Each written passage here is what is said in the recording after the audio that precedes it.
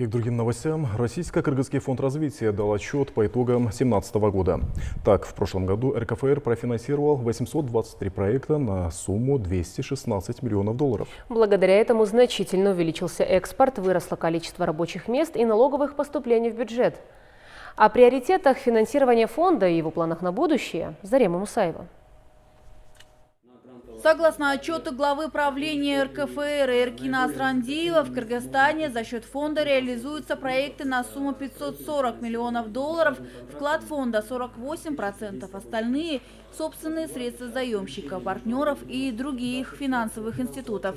В прошлом году было профинансировано 823 проекта на сумму 261 миллион долларов. Также куплены ценные бумаги на 50 миллионов долларов. Данные о социально-экономическом эффекте включают в себя, то есть как повлияло финансирование фонда на увеличение выручки, на рост ВВП, на рост налоговых отчислений, сколько рабочих мест было обеспечено, как повлияло на экспорт, и в том числе экспорт в Евразес, и вообще как фонд влияет на интеграцию Кыргызской республики в ЕАЭС. Таким образом, 116 миллионов долларов ушло на финансирование малого и среднего бизнеса и 145,5 миллионов долларов на прямое финансирование, а 50 миллионов долларов вложены на государственные казначейские облигации.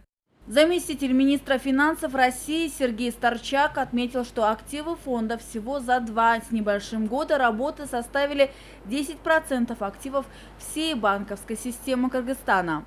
Явный признак системности института для развития экономики республики. Ну и в любой экономике институт, который контролирует более 10%, является системно значимым. При этом в приоритете аграрный сектор, переработка и производство. Существенную долю также выделили на сферы туризма, транспорта, развития инфраструктуры, связь и технологии.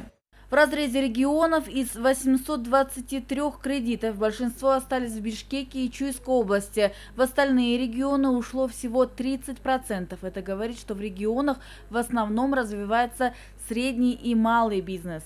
По словам министра экономики Артема Новикова, благодаря РКФР существенно изменились показатели экономического роста.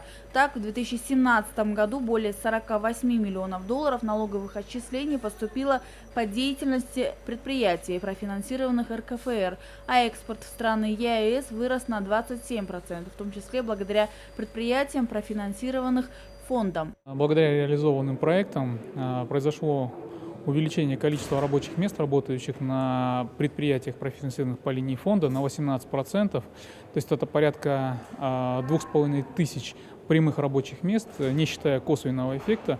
Если мы возьмем дополнительно косвенный результат, то здесь у нас, конечно, будут более внушительные данные, то есть порядка 60 000 рабочих мест. Говоря о планах на 2018 год, в фонде сообщили, что планируют одобрить кредиты на 100 миллионов долларов, причем будут привлечены российские компании к участию в совместных проектах, а также будут внедрены новые финансовые программы.